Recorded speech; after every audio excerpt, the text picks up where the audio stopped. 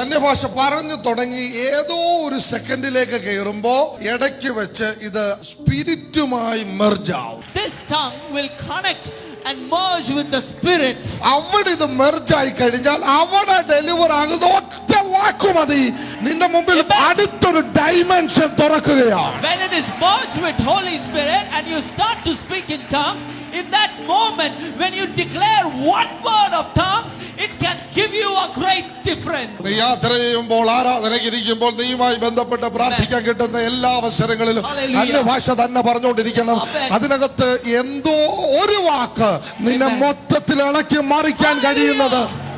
When you travel, when you walk, when you do anything, continuously speak in tongues, and in the moment when you speak in tongues, there will be a second where the word you will speak out of your mouth, it will completely turn around your situation. ഇതിനെക്കുറിച്ച് നിങ്ങളുടെ അഭിപ്രായം എന്താണ്? അന്യഭാഷയെക്കുറിച്ച് ഒരിക്കലും ഞാൻ കുറ്റം പറയില്ല. അന്യഭാഷയെ മോശമായി ചിന്തിക്കുക പോലും ചെയ്യില്ല.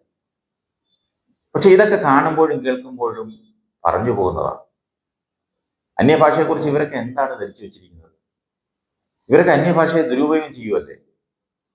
സ്വന്തം താല്പര്യങ്ങൾക്ക് വേണ്ടി കാശ് തട്ടിയെടുക്കാനുള്ളൊരു ഉപായം.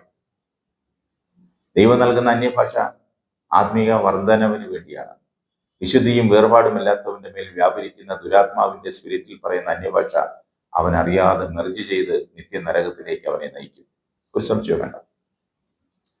യഥാർത്ഥത്തിൽ ഇവനെ പോലെയുള്ളവർ കാരണം ഇന്നത്തെ ദൈവദാസന്മാർക്ക് പോലും കേരളത്തിൽ സുവിശേഷം പറയാനോ പരസ്യയോഗങ്ങളിൽ പ്രസംഗിക്കുവാനോ പോലും സാധിക്കാതെ വരുന്നു. ഇവന്മാർ പണമുണ്ടാക്കാൻ ആത്മീയരുടെ ഇടയിൽ നുഴഞ്ഞു കയറി വന്നവരാണ്. ബൈബിൾ പ്രകാരം മറുഭാഷ എന്ന് പറഞ്ഞാൽ താൻ എവിടെയിരുന്ന് തന്റെ ഭാഷയിൽ തള്ളിയാലും അത് ലോകത്തിന്റെ ഏത് മൂലയിലിരുന്ന് കേൾക്കുന്നവർക്കും അത് അവരുടെ ഭാഷയിൽ മനസ്സിലാക്കണം. ഇവനൊക്കെ അതിന് കഴിയും. ഇല്ലെങ്കിൽ ഈ പണി നിർത്തിയിട്ട് വല്ല ജോലിയും എടുത്ത് ജീവിക്കണം. ബൈബിൾ പ്രകാരം ഇയാൾ പറഞ്ഞത് തെറ്റാണ്. നാട്ടുകാർ പലതും കാണിക്കും. എന്നാൽ ഉപദേശിമാർ അതനുസരിച്ച് താളത്തുള്ളവർ. ഇതുപോലുള്ള ഉടായ്പകളുടെ പരിപാടി പാവം വിശ്വാസികളെ പറ്റിക്കാനാണ്. ഉടലോടെ സ്വർഗത്തിൽ പോകാനിരിക്കുന്ന വിശുദ്ധരായി ജീവിതം നയിക്കുന്ന, അങ്ങനെ ജീവിതം നയിക്കുന്നുവെന്ന് അഭിനയിക്കുന്ന പെന്തക്കോസ്ത് സഭകളുടെ നേതൃത്വത്തിലിരിക്കുന്ന കള്ളന്മാരുടെ കൊള്ളരായ്മകൾ ജനം ലൈവായി മനസ്സിലാക്കി വരികയാണ്. അധികകാലമൊന്നും ഈ പറ്റിക്കലുമായി മുന്നോട്ട് പോകാൻ പറ്റില്ല. ഇപ്പോൾ കുറെ സുവിശേഷകർ ഇറങ്ങിയിട്ടുണ്ട്, ന്യൂജൻ സുവിശേഷകർ. ഇവന്മാർ തരികടകളാണെന്ന് ബോധമുള്ളവർക്ക് മനസ്സിലാകും.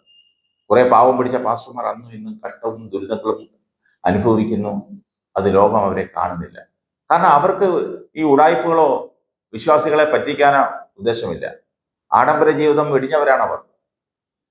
അവരെ ദൈവം അനുഗ്രഹിക്കും. അന്ത്യകാലത്ത് സകല വ്യാജ സുവിശേഷകരെയും അവരുടെ സ്വഭാവ സവിശേഷ രീതികളും ഉൾപ്പെടെ ദൈവം വെളിപ്പെടുത്തും. ഒരു സംശയം വേണ്ട. ദൈവകൃപയുള്ളവർ അവരെ തിരിച്ചറിയും. ചില ഭാഷകൾ ദൈവത്തിന് മനസ്സിലാകില്ലെന്നാണോ വിചാരം? 99% യഥാർത്ഥ പെന്തക്കോസ്തുകാർ അന്യഭാഷയിൽ സംസാരിക്കുന്നില്ല. അവർ ആത്മീയരല്ല എന്നാണോ കരുതുന്നത്? സഭയ്ക്ക് അന്യഭാഷ വരം നൽകിയത് എന്തിനാണ്? വ്യാഖ്യാനി ഇല്ലെങ്കിൽ അന്യഭാഷക്കാരൻ സഭയിൽ മിണ്ടാതിരിക്കാനാണ് വചനം പറയുന്നത്. അന്യഭാഷ പറയുന്നവൻ അത് വ്യാഖ്യാനിക്കാൻ അറിയില്ലെങ്കിൽ സഭയിൽ മിണ്ടാതെ ദൈവത്തോട് സംസാരിക്കണം. അതായത് മറ്റാരും കേൾക്കാതെ എന്നർത്ഥം.